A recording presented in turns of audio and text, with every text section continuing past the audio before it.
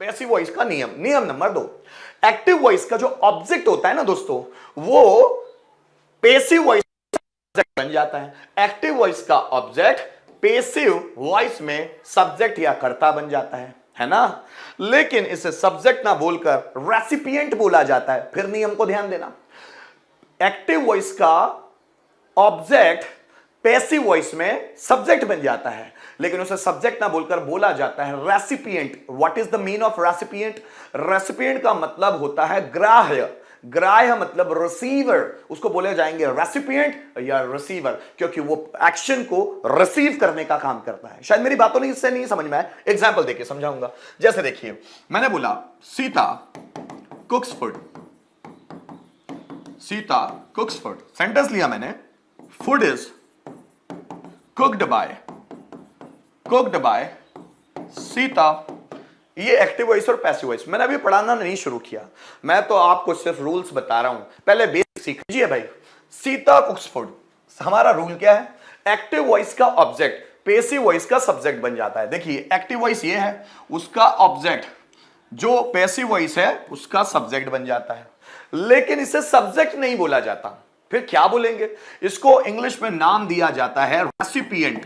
क्या नाम दिया जाता है? रेसिपिएंट, या इसी को हम बोलते हैं रिसीवर।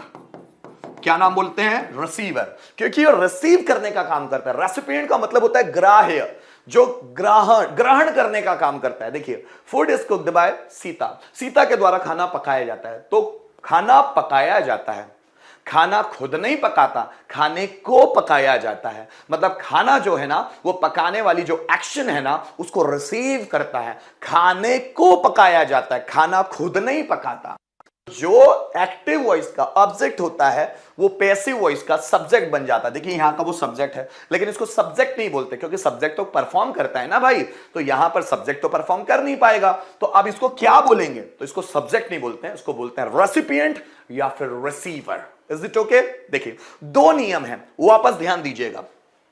पहले नियम पे वापस ले जाता हूं। पहला नियम, एक्टिव वॉइस का कर्ता पैसिव वॉइस का ऑब्जेक्ट बन जाता है, कर्म बन जाता है, लेकिन उसे ऑब्जेक्ट ना बोलकर क्या बोला जाता है? Agent, exact. और जब एक्टिव वॉइस का ऑब्जेक्ट होगा, वो पैसिव वॉइस का क्या हो जाएगा? वो पैसिव वॉइस का सब्जेक्ट बन जाएगा, लेकिन उसको सब्जेक्ट ना बोलकर क्या बोला जाएगा? रेसिपिएंट या रिसीवर। क्यों? क्योंकि वो सब्जेक्ट है, उसे तो परफॉर्म करना चाहिए, लेकिन वो परफॉर्म नहीं करता, इसी कारण उसको क्या बोला जाता है? रिसीवर। देखिए मैं दोनों चीजें आपको समझाता हूं एक बार फिर से। देखिए मैंने बोला she opens the door, opens the door, और यहां पर मैं इसी का पैसिव वॉइस लिखता हूं, the door is opened by, the door is opened by her। धीरे चलूंगा, लेकिन एक एक चीज आपके दिमाग में फिट कर दूंगा। ये पहला वीडियो होगा जो स्लो चलूंगा, पता है क्यों? क्योंकि उसमें एक एक रूल मुझे समझाना, फिर उसके बाद मेरी स्पीड बढ़ जाएगी, ठीक है। शी ओपन्स द डोर, वह दरवाजा खोलती है। बताएं इसका सब्जेक्ट कौन सा है? शी, है ना, सब्जेक्ट है शी। यहां पर क्या आकर क्या बन गया? वो हर। ऑब्जेक्टिव केस बन जाता है, मैं बताऊंगा कि ऑब्जेक्टिव केस भी क्या होते हैं ना। तो शी यहां पर आकर हर बन जाता है।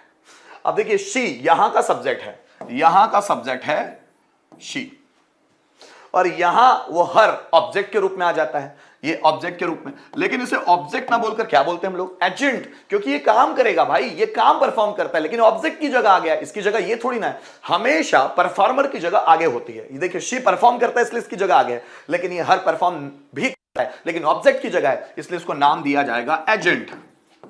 ये एजेंट बोला जाएगा, पैसिव वॉइस में इसका टर्म है एजेंट। अब देखिएगा, शी ओपन्स द डोर, यहां पर द डोर क्या है? ये है ऑब्जेक्ट यहां का, लेकिन जब ये पैसिव वॉइस में आता है तो ये सब्जेक्ट बन जाता है। लेकिन इसको सब्जेक्ट नहीं बोल सकते। क्यों नहीं बोल सकते? क्योंकि सब्जेक्ट हमेशा परफॉर्म करने का काम करता है, और द डोर कभी परफॉर्म करेगा नहीं। दरवाजा खुद खोलने का काम थोड़ी ना करता है, कि दरवाजे का मन होगा कि चलो मैं ही खोल देता हूं, ऐसा होगा थोड़ी ना भाई। तो दरवाजा खोलने का काम नहीं करता, बल्कि खोले जाने का काम उस पर रिसीव होता है। खोला जाने का काम वो रिसीव करता है, इसलिए जो द डोर है वो रिसीवर या रेसिपिएंट कहलाता है। लेकिन वो पैसिव वॉइस का सब्जेक्ट जरूर है, लेकिन उसको सब्जेक्ट ना बोलकर क्या बोला जाता है? रेसिपिएंट या रिसीवर। तो बाय वाला जो पोर्शन होता है, इस पोर्शन को बोला जाता है एजेंट, और ये वाला जो पोर्शन होता है इसको बोलते हैं हम लोग रिसीवर या रेसिपिएंट। एक बार फिर समझा देता हूं इजी भाषा में। मैंने लिखा Ram plays guitar, Ram plays guitar.